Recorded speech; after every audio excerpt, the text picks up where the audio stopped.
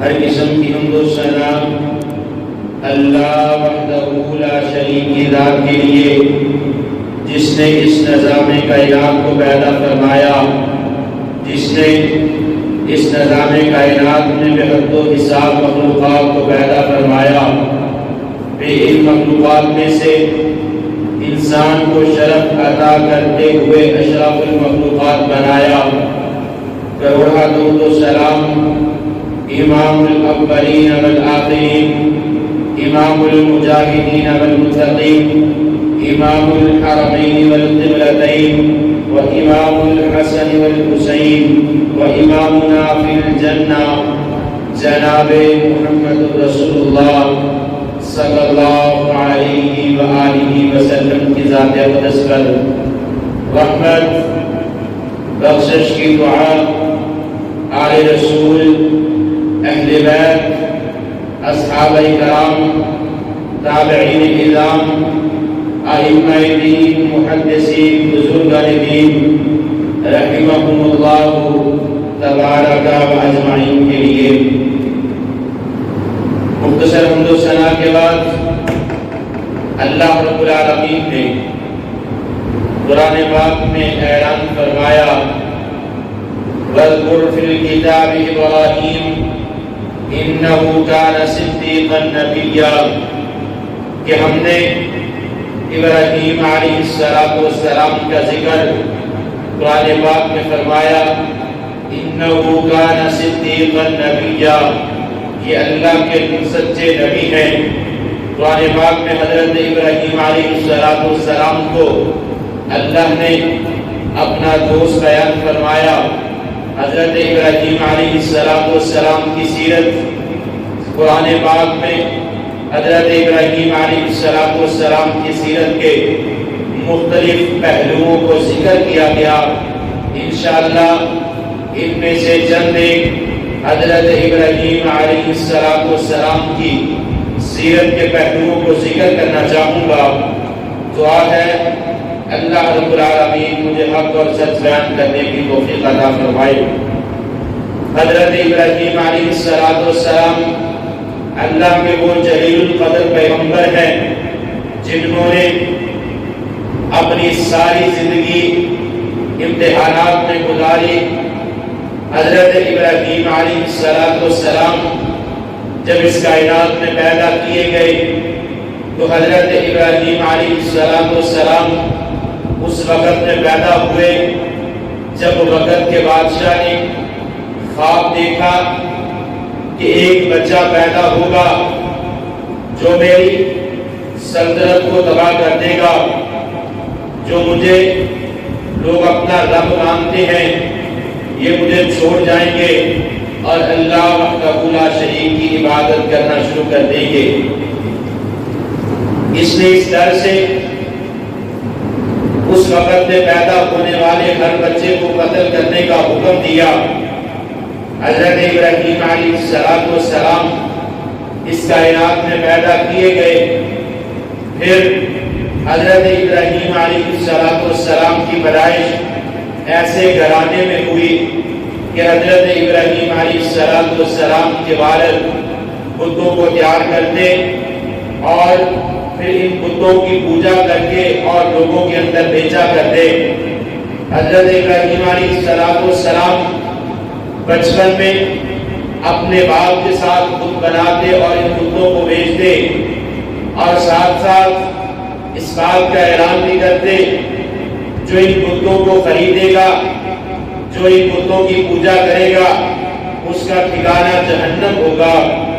حضرت ابراہیم علیہ السلام نے سب سے پہلے اپنے باپ کو دعوت توحید دی اور اپنے باپ سے کہنے لگے یا ابت لم تعبد ما لا يسمع ولا يبصر ولا يغني عنك شيئا، اے میرے ابا جان لم تعبد، آپ ان بتوں کی کیوں عبادت کرتے ہو، آپ ان بتوں کی کیوں پوجا کرتے ہو جبکہ ما لا يسمع، نہ تو یہ کچھ سن سکتے ہیں، ولا يبصر، اور نہ ہی یہ کچھ دیکھ سکتے ہیں، ولا یغنی عنک شیئا، اور نہ ہی یہ ان بتوں کے سامنے جو آپ فریاد رکھتے ہیں یہ کسی کو بھی غنی نہیں کر سکتے، کوئی چیز عطا نہیں کر سکتے، نہ یہ سن سکتے ہیں،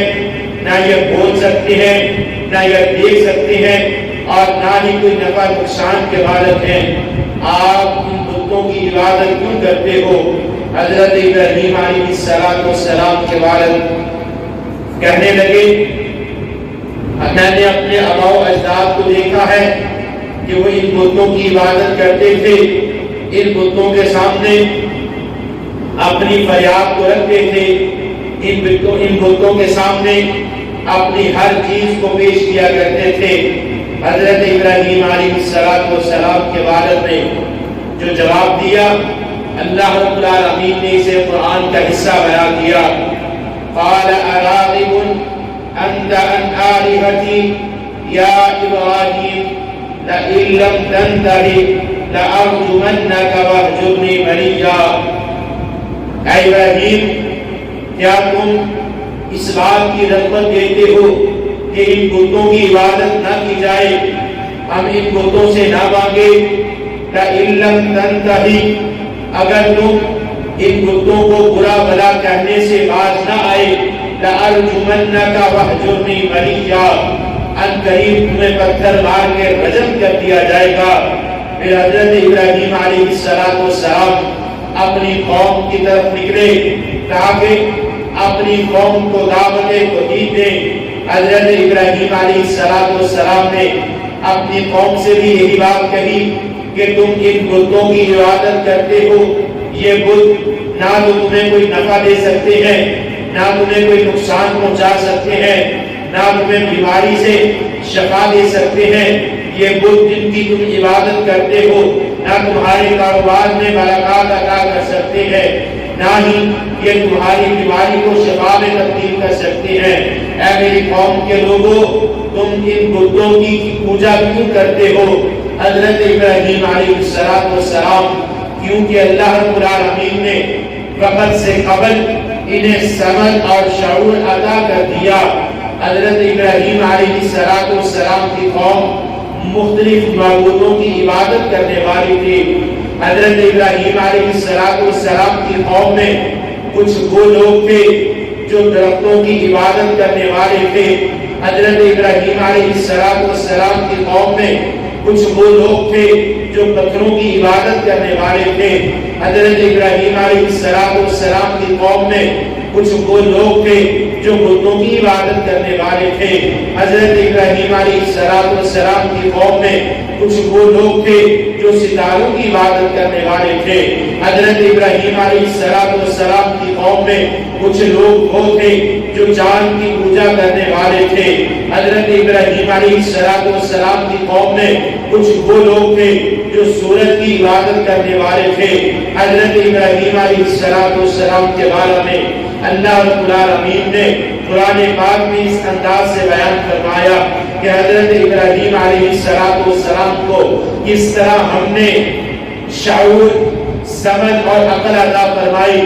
جس عمر میں بچے کھیل کود میں مصروف ہوتے ہیں، جس عمر میں بچوں کو کھیل پیاری ہوتی ہے، اس عمر میں اللہ رب العالمین نے حضرت ابراہیم علیہ السلام کو شعور عطا فرما دیا، اور اللہ رب العالمین نے قرآن پاک میں اعلان فرمایا، اللہ رب العالمین فرماتے ہیں فَلَمَّا جَنَّ عَلَيْهِ اللَّيْلُ رَأَىٰ كَوْكَبًا۔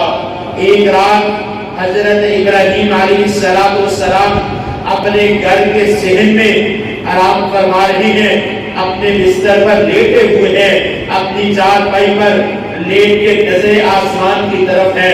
حضرت ابراہیم علیہ السلام نے کیا دیکھا؟ رات کا وقت ہے۔ فَلَمَّا جَنَّ عَلَيْهِ اللَّيْلُ رَأَىٰ كَوْكَبًا۔ رات کے وقت ایک ستارے کو دیکھا۔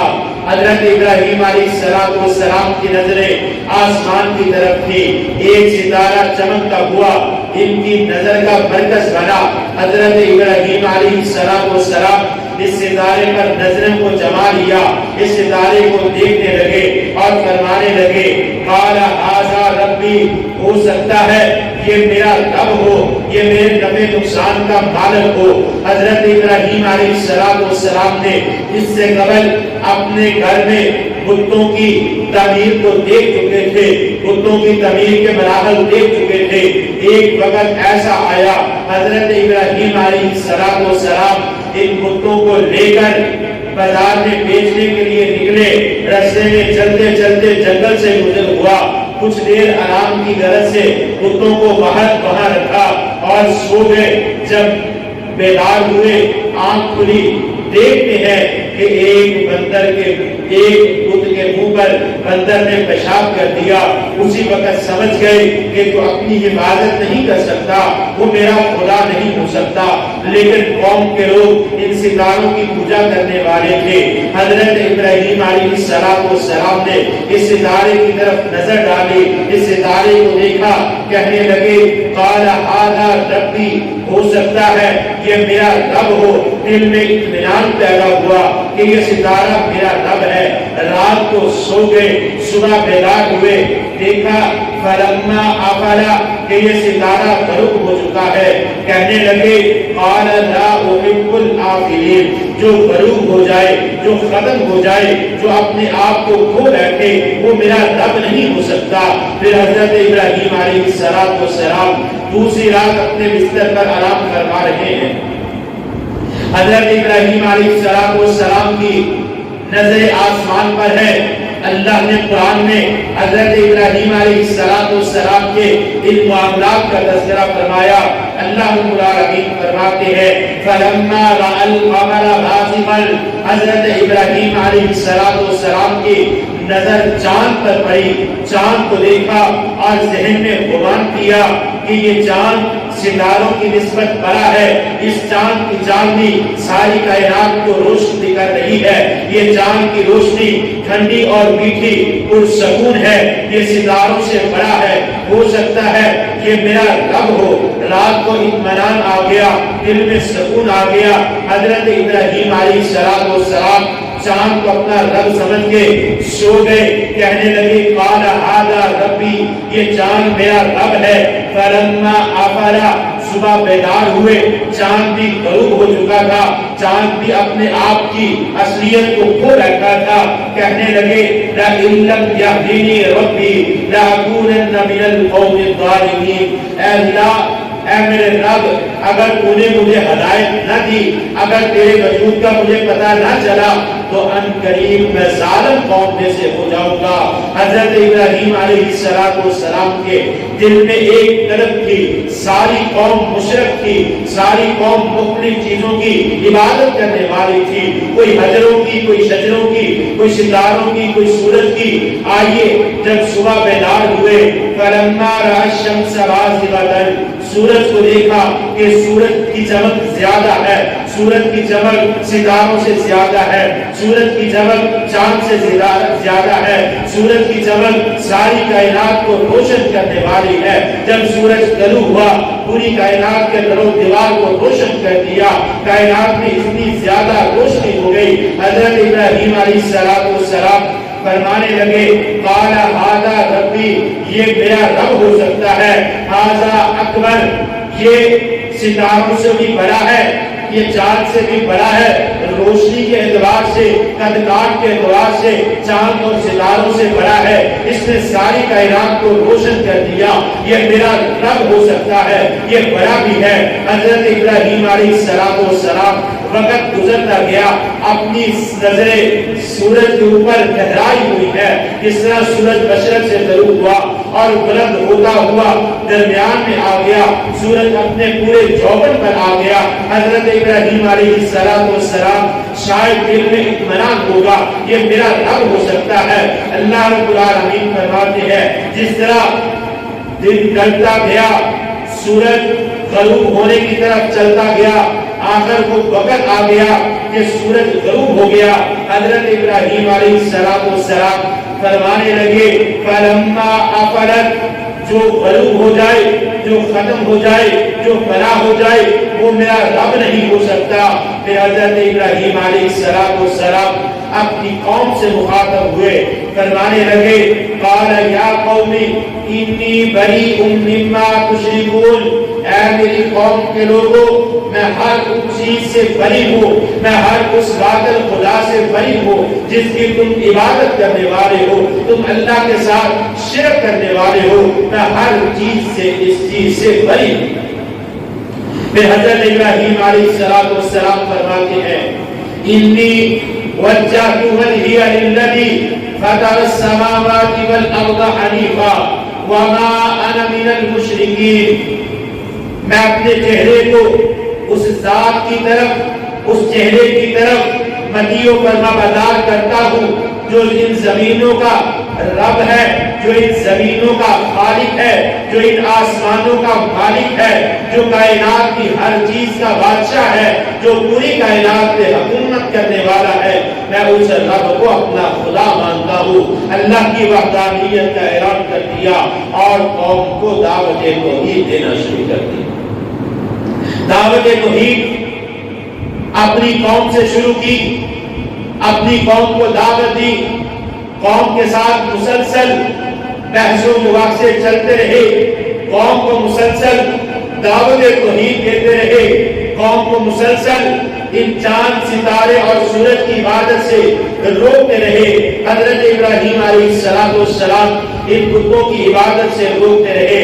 حضرت ابراہیم علیہ السلام کی جب بات قوم نے نہ مانی، ایک وقت ایسا آیا قوم ایک دن کو مخصوص کر کے، قوم ایک دن کو متعین کر کے اپنی بستی سے باہر نکل جاتی اور وہاں پر ایک جشن اور ایک میلے کا اہتمام کیا جاتا، یہاں پر ساری بستی اکٹھی ہوتی، کھانے پینے کا اہتمام کیا جاتا، طرح طرح کی ایکٹیویٹیز کو ان لوگوں کے لیے متعین کیا جاتا تاکہ لوگ اس دن کو منانے والے بن جائے، اس دن سے خوشی حاصل کرنے والے بن جائے۔ حضرت ابراہیم علیہ السلام کو اس میلے اور اس جشن کی دعوت دی۔ حضرت ابراہیم علیہ السلام نے اپنی نظروں کو آسمان کی طرف اٹھایا، اللہ نے قرآن کا حصہ بنا دیا۔ فنظر نظرة في النجوم فقال انی سقیم۔ حضرت ابراہیم علیہ السلام جب ان کو اس میلے کی دعوت دی گئی، حضرت ابراہیم علیہ السلام نے اپنی نظریں آسمان کی طرف اٹھائی، فنظر نظرة في النجوم، اور ستارے کی طرف اپنے نظروں کو ڈالتے ہوئے فرمانے لگے انی سقیم، میں تو بیمار ہوں۔ فتولوا عنہ مدبرین، قوم کے لوگ حضرت ابراہیم علیہ السلام سے واپس چلے گئے، اپنے میلے کے اندر جا کر مگن ہو گئے، میلے کو دیکھنے میں مصروف ہو گئے۔ حضرت ابراہیم علیہ السلام فراغ الی آلہتہم فقال الا تأکلون، حضرت ابراہیم علیہ السلام ان کے معبد خانے کا رخ کیا، ان کے بت خانے کا رخ کیا، اپنے گھر سے اٹھے، ایک کلہاڑا پکڑا اور اس معبد خانے کا رخ کرتے ہیں۔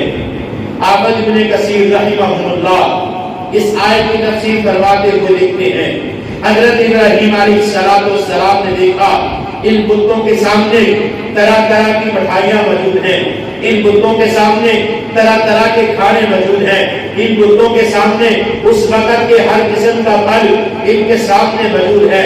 حضرت ابراہیم علیہ السلام فرمانے لگے فقال الا تأکلون، تم ان پھلوں کو کھاتے کیوں نہیں؟ بتوں سے مخاطب ہوئے، کہنے لگے تم ان کھانا کو کھاتے کیوں نہیں؟ تم ان پھلوں کو کیوں نہیں کھاتے؟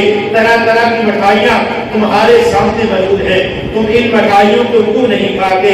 جب انہوں نے جواب نہ دیا، ابراہیم علیہ السلام فرمانے لگے ما لکم لا تنطقون، تم تو میری بات کا جواب بھی نہیں دیتے۔ حضرت ابراہیم علیہ السلام بار بار ان سے سوال کر رہے ہیں تم کھانا کیوں نہیں کھاتے؟ ان کا جواب نہ آیا۔ حضرت ابراہیم علیہ السلام فرمانے لگے ما لکم لا تنطقون، تم تو بات بھی نہیں کر سکتے، جب تم کھا نہیں سکتے، جب تم بات نہیں کر سکتے، جب تم ہماری فریاد کو سن نہیں سکتے، جب ہماری فریاد کو سن کر ہماری فریاد کا جواب نہیں دے سکتے، پھر تمہارا کیا فائدہ ہے؟ تم تو اپنے نفع نقصان کے مالک نہیں ہو، تمہیں کسی چیز کا پتہ نہیں۔ حضرت ابراہیم علیہ السلام نے فراغ علیہم ضربا بالیمین، اس کلہاڑے کے ساتھ ان بتوں کے ٹکڑے ٹکڑے کر دیے، کسی کا بازو کاٹ دیا، کسی کا سر تن سے جدا کر دیا، کسی کو کمر سے کاٹ کے رکھ دیا، کسی کے پاؤں کے ٹکڑے ٹکڑے کر دیے۔ حضرت ابراہیم علیہ السلام نے اس معبد خانے میں موجود سارے بتوں کے ٹکڑے ٹکڑے کر دیے اور بڑے بت کے کندھے پر کلہاڑا رکھ دیا۔ قوم واپس آئی، دیکھا کہ ان بتوں کے ٹکڑے ٹکڑے کر دیے، کہنے لگے، آپس میں گفتگو کرنے لگے، ہمارے خداؤں کے ساتھ ایسا معاملہ کس نے کیا؟ ایک شخص بولا کہ ہماری بستی کے اندر ابراہیمی نامی جو شخص ہے وہ ہمیشہ ہمارے خداؤں کی عبادت کا ویری رہا، ہمیشہ اس نے روکا کہ ان بتوں کی عبادت نہ کرو، اور یہ اسی شخص کا کام ہے، وہ ہمارے ساتھ میلے پر نہیں گیا۔ سارے شواہد حضرت ابراہیم علیہ السلام کی مخالفت کے اندر کرتے ہوئے حضرت ابراہیم علیہ السلام سے پوچھنے لگے، اے ابراہیم، کیا تم نے ہمارے خداؤں کے ٹکڑے ٹکڑے کیے؟ بات بہت پیاری حضرت ابراہیم علیہ السلام نے ذکر کی، اگر سونے کے پانی کے ساتھ اس بات کو لکھ دیا جائے، اللہ کی قسم اس بات کا حق ادا نہیں ہوتا۔ حضرت ابراہیم فرمانے لگے، کیا میری قوم کے لوگوں، تم اپنے خداؤں سے خود پوچھ لو کہ ان کے ٹکڑے ٹکڑے کس نے کیے؟ تو یہ قوم کہنے لگی، اے ابراہیم، تو جانتا ہے کہ یہ ہمارے ساتھ بات نہیں کر سکتے۔ اے ابراہیم، تو جانتا ہے کہ یہ ہماری فریاد کا جواب نہیں دے سکتے۔ تو ابراہیم علیہ السلام فرمانے لگے، پھر تم ان کی عبادت کیوں کرتے ہو جب یہ خود اپنے نفع نقصان کا مالک نہیں؟ یہ خود اپنے نفع نقصان کے مالک نہیں، پھر تمہیں کیسے کسی آفت سے بچا سکیں گے؟ یہ خود اپنے نفع نقصان کے مالک نہیں، تمہیں کیسے رزق عطا کر سکتے ہیں؟ میں کہتا ہوں آج بھی آ جاؤ اللہ وحدہ لا شریک کے در پر، اس کی عبادت کر لو، ان بتوں کو چھوڑ دو۔ حضرت ابراہیم علیہ السلام ان کی بات ان کے سر کے اوپر سے گزر گئی، کیونکہ جو مشرک ہوتا ہے اس کی مت مار دی جاتی ہے، اس کی عقل کو ختم کر دیا جاتا ہے۔ اللہ فرماتے ہیں مشرک کے دل کے پر مہر لگا دی جاتی ہے، اس کے کانوں پر پردے آ جاتے ہیں، اس کی نظر پر پردہ آ جاتا ہے، اس کی عقل پر پردہ آ جاتا ہے، اسے کسی بات کی سمجھ نہیں لگتی۔ انہوں نے ارادہ کیا کہ ابراہیم علیہ السلام کو ایسی موت دی جائے، ایسی سزا دی جائے جو کائنات میں مثال بن جائے۔ 40 دن تک آگ کو جلایا گیا اور نجیق نامی ایک آلہ غلیظ نما تیار کیا گیا۔ حضرت ابراہیم علیہ السلام کے ہاتھ پاؤں باندھے گئے، اور حافظ ابن کثیر فرماتے ہیں کائنات میں اس سے بڑی کوئی آگ نہیں جلائی گئی جس آگ میں حضرت ابراہیم علیہ السلام کو پھینکا گیا، اس سے بڑی کائنات میں کوئی آگ نہیں جلائی گئی۔ بہرحال حضرت ابراہیم علیہ السلام کو اس آلے میں بٹھا کر اس آگ میں پھینک دیا گیا۔ ابھی ہوا میں اڑ کے جا رہی ہے، آسمانوں سے بارش والا فرشتہ آیا، کہنے لگا اے ابراہیم پیغمبر آپ حکم کیجئے آسمانوں سے بارش برسا دوں، آگ کو ٹھنڈی کر دوں۔ حضرت ابراہیم علیہ السلام فرمانے لگے کیا اللہ کے حکم سے آئے ہو یا اپنی مرضی سے آئے ہو؟ یہ فرشتہ کہنے لگا اپنی مرضی سے آیا ہوں۔ حضرت ابراہیم علیہ السلام فرماتے ہیں حسبنا اللہ نعم الوکیل نعم المولا و نعم النصیر، میرا اللہ ہی میرے لیے کافی ہے۔ پھر پہاڑوں والا فرشتہ آیا، کہنے لگا اللہ کے پیغمبر ابراہیم علیہ السلام حکم دیجئے 2 پہاڑوں کے درمیان چکی کی طرح پیس کے رکھو۔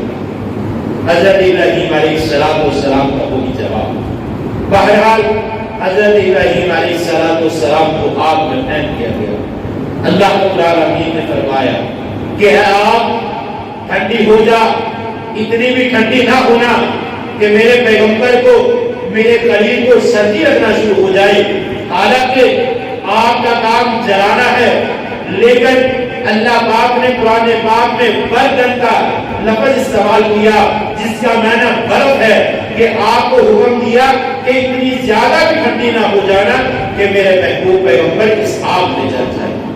حضرت ابراہیم علیہ السلام کے لیے آگ کو ٹھنڈا کر دیا گیا، اور جس پھلدار پودے کی لکڑیوں سے آگ لگائی گئی، اسی سے اللہ رب العالمین نے حضرت ابراہیم علیہ السلام کے لیے رزق پیدا فرما دیا۔ حضرت ابراہیم علیہ السلام یہاں سے نکلتے ہیں، حضرت ابراہیم علیہ السلام کی ساری زندگی اگر دیکھی جائے، پیدائش سے لے کر جوانی کا عالم، جوانی سے لے کر بڑھاپے کا عالم، ساری زندگی جو ہے آزمائش کے اندر گزری، اور حضرت ابراہیم علیہ السلام نے ایک کام زندگی میں نہیں کیا، وہ یہ تھا کہ حضرت ابراہیم علیہ السلام نے کبھی بھی شرک نہیں کی۔ جتنی تکلیف آئی، پریشانیاں آئی، آج ہم تھوڑی سی پریشانی آئے، تھوڑی سی تکلیف آئے پریشان ہو جاتے ہیں، کاروبار میں بے برکتی آ جائے ہم پریشان ہو جاتے ہیں، اگر ہمارے اولاد نہ ہو ہم در در کی ٹھوکریں کھاتے ہیں۔ حضرت ابراہیم علیہ السلام ایک روایت میں 80 سال اور دوسری روایت میں 85 سال کی عمر تک کوئی اولاد نہ عطا کی۔ حضرت ابراہیم علیہ السلام نے 80-85 سال کی عمر تک اللہ سے دعا کرتے ہیں، ربی حب لی من الصالحین، اے اللہ مجھے ایک بیٹا عطا فرما۔ اللہ رب العالمین فرماتے ہیں فبشرناہ بغلام حلیم، کہ خوشخبری عطا کی گئی کہ ایسا بردبار بیٹا کہ جس نے اپنی جان کا نذرانہ پیش کرنے کے لیے تیار ہو گیا، باپ اپنے بیٹے کو قربان کرنے کے لیے تیار اور بیٹا قربان ہونے کے لیے تیار ہو گیا۔ حضرت ابراہیم علیہ السلام کی سیرت ہر سال ان ایام میں ذی الحج سے پہلے، عید الاضحیٰ سے قبل، ہم علماء کرام سے حضرت ابراہیم علیہ السلام کی سیرت کو سنتے ہیں، لیکن چند لمحات کے لیے ان سارے واقعات کو، حضرت ابراہیم علیہ السلام کے زندگی کے سارے حالات کو چند لمحات کے لیے اپنے آپ پر وارد کر کے دیکھیں کہ کتنا مشکل وقت ہے اپنے گھر کے اندر توحید کی دعوت کو دینا۔ برادری میں کتنا مشکل ہوتا ہے کوئی حق بات کو کہنا، آپ حق بات کہیں گے آپ کے اپنے مخالف ہو جائیں گے، اور قوم کو دعوت دینا کتنا بڑا کام ہے، پھر بتوں کو توڑنا۔ اور آقا علیہ السلام نے فرمایا کہ ایمان کا سب سے بڑا درجہ یہ ہے کہ انسان کوئی برائی دیکھے اسے اپنے ہاتھ سے روکے، ایمان کا سب سے بڑا یہ درجہ ہے۔ اور پھر دوسرے نمبر پر اپنی زبان سے روکے، تیسرے نمبر پر اپنے دل میں برا جانے۔ لیکن ہمارا معاشرہ دن بدن برائی اس قدر بڑھتی جا رہی ہے، ہم نے ہاتھ سے کیا روکنا ہے، زبان سے کیا روکنا ہے، ہمارے دلوں سے ان برائیوں کی جو نفرت ہے وہ دن بدن ختم ہوتی جا رہی ہے۔ آج کے خطبے کا نچوڑ یہ ہے کہ اپنی زندگیوں کے اندر حضرت ابراہیم علیہ السلام جیسا جذبہ پیدا کریں، جب بھی تکلیف آئے اللہ کے در پر آ جائے، جب بھی کوئی پریشانی آ جائے اللہ کے در پر آ جائیں۔ اکثر میں ایک حدیث کو ذکر کیا کرتا ہوں کہ اس دور حاضر میں ہر بندہ پریشان ہے، کوئی کاروبار کی وجہ سے، کوئی بیماری کی وجہ سے، کوئی اولاد کی نافرمانی کی وجہ سے، کوئی گھریلو لڑائی جھگڑوں کی وجہ سے، کوئی احباب کی پریشانیوں کی وجہ سے۔ ان ساری پریشانیوں کا ایک حل ہے، نبی مکرم جناب محمد رسول اللہ صلی اللہ علیہ وسلم نے فرمایا، جب رات کا آخری پہر ہوتا ہے، جب نیند کا مزہ آنا شروع ہوتا ہے، تہجد کا وقت، اس وقت اللہ رب العالمین آسمان دنیا پر آ جاتے ہیں، ساتویں آسمان پر آ کر آواز لگاتے ہیں، هل من مستشفعین، هل من مستغفرین، ہے کوئی بیمار جو اپنی بیماری کی شفا طلب کرنا چاہتا ہو، ہے کوئی گنہگار جو اپنے گناہوں کی معافی چاہتا ہو، ہے کوئی ایسا بندہ جو پریشانیوں سے نجات چاہتا ہو۔